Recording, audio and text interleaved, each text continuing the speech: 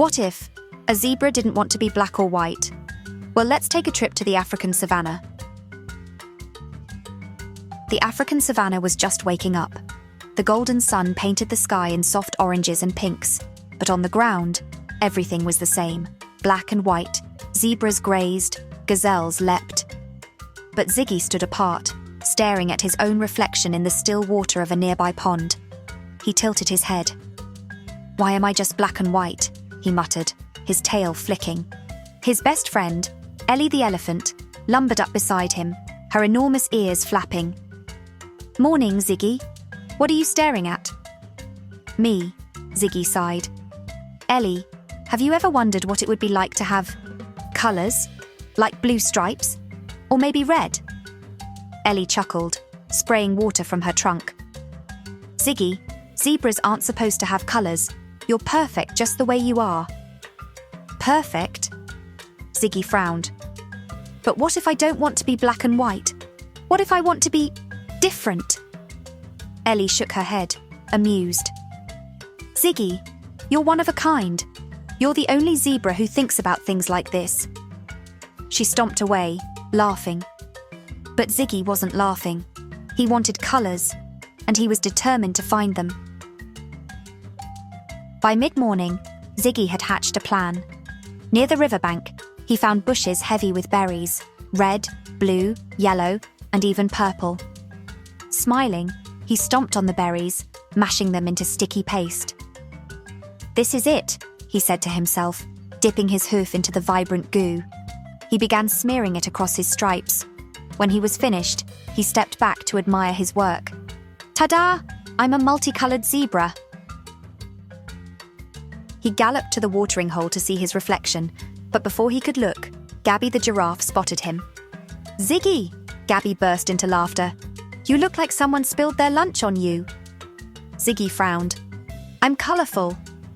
"You're a mess," Gabby teased, sticking out her long tongue. Embarrassed, Ziggy dove into the water, scrubbing off the berry paste. As the colours washed away, so did his excitement. Maybe Gabby was right. Ziggy wasn't ready to give up. The next morning, he noticed a field of wildflowers. Yellow sunflowers, pink daisies, and blue orchids danced in the breeze. "That's it," he cried. "If I can't paint myself, I'll wear the colours." Ziggy spent hours weaving flowers into garlands and draping them over his back. When he was finished, he looked like a moving bouquet. "Now this is colourful," he said, proudly trotting across the savannah. But it didn't take long for the animals to notice. "Ziggy, is it spring already?" Monty the monkey teased from his perch in a tree.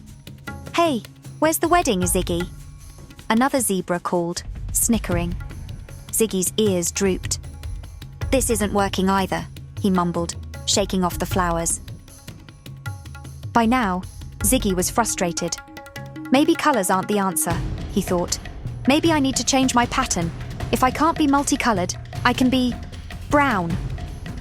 He found a muddy patch near the river and rolled around until his black and white coat was completely covered in swirls of brown. "Ziggy, what are you doing?" Ellie asked when she spotted him. "I'm reinventing myself," Ziggy declared. But before Ellie could respond, dark clouds rolled in. Thunder cracked, and the sky opened up. Ziggy's mud coat washed away in minutes, leaving him drenched and black and white again. That evening, Ziggy lay in the grass, staring at the grey sky. "Maybe I'm just meant to be boring," he sighed. But then, the storm passed, and a rainbow stretched across the horizon. Ziggy's eyes widened. "Those colours," he whispered. "They're perfect." Fueled by excitement, Ziggy began chasing the rainbow, galloping across the savannah as fast as his hooves could carry him. "Wait, don't disappear." The rainbow led Ziggy to a lush, green jungle. For the first time, Ziggy saw parrots with feathers of red and blue, and flowers so bright they almost glowed. "This is it," he said. "I'll find my colours here." But as he wandered deeper, the parrots squawked at him. "A zebra? Here," one bird said. "You don't belong in the jungle," another chirped. Feeling out of place, Ziggy slumped under a tree. "Maybe I'll never find my colours," he whispered. As Ziggy sat under the tree, he noticed a chameleon perched on a branch, blending into the leaves. "You look troubled, stripy one," said the chameleon. "I want to be colourful," Ziggy admitted, "but nothing I try works." The chameleon smiled. "Colour isn't just on the outside. True colours come from the inside. Look in your heart, and you'll find them." "My heart?" Ziggy asked, confused. "Close your eyes," the chameleon said. "Feel what makes you, you." Ziggy closed his eyes. At first, he saw nothing, but then he felt something warm in his chest, like a glowing ember. The warmth spread through his whole body. When he opened his eyes, he gasped. His stripes shimmered faintly, glowing with soft, multicolored hues. "What's happening to me?" Ziggy asked. "You're letting your true colors shine," the chameleon said with a wink. The next morning, Ziggy returned to the savannah. He felt different, lighter, happier. As he walked, other animals stopped and stared. "Ziggy, are you glowing?" Ellie asked, amazed. Ziggy looked down. His stripes shimmered with soft, colourful light. It wasn't paint or mud or flowers, it was him. Animals gathered around Ziggy, curious. "How did you do it?" they asked. "I didn't do anything," Ziggy explained. "I just let my true self shine."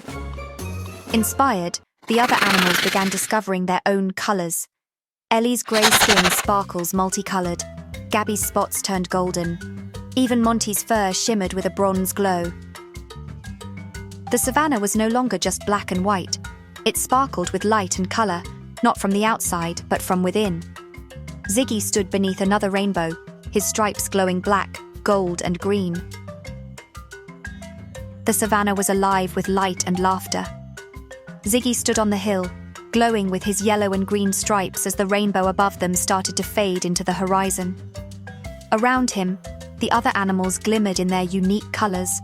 Ellie with her silver shine, Gabby with her golden spots, Monty's bronze fur, and every shade imaginable glowing among the herd.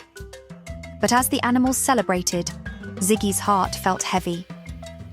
He looked down at his yellow and green stripes and realised something was missing. "I need to tell them," Ziggy muttered to himself. He stomped a hoof and called out, "Everyone, listen up." The chatter and laughter quieted as the animals turned to Ziggy. "You're all incredible," Ziggy began, his voice steady but soft. "And I love seeing all your colours, but I've been thinking..." He paused, taking a deep breath. "I don't think I need these yellow and green stripes to feel special." "What do you mean, Ziggy?" Ellie asked, stepping closer. Ziggy smiled at her. "I've realised something. My black and white stripes were always me. All the chasing, the paint, the flowers. It wasn't about the colours. I wanted to feel special. But what makes me special isn't what I look like on the outside. It's who I am on the inside." Ellie's eyes widened as Ziggy's glow began to fade. His yellow and green stripes shimmered one last time before dissolving into his natural black and white. For a moment, the savannah felt quiet. "And you know what?" Ziggy added, proudly flicking his tail.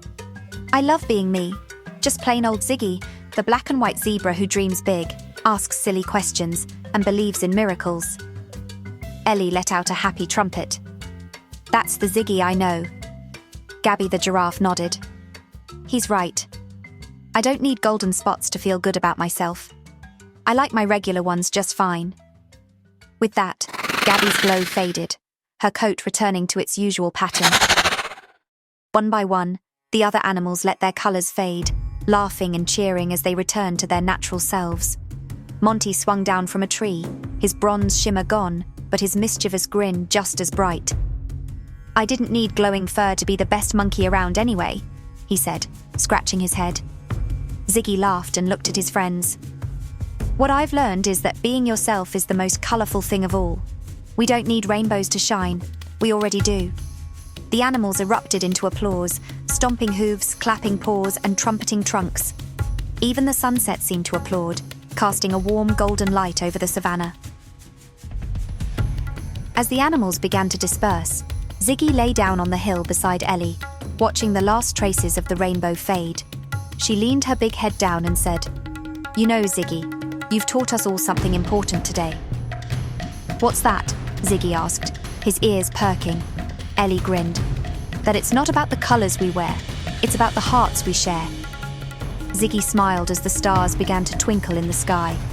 He felt at peace, black, white, and completely himself. And that, he thought, was the most colourful thing of all. Ziggy has learnt that it is important to celebrate one's individuality and inner beauty. The end. Thank you for watching. If you enjoy our story, please like, share, and subscribe.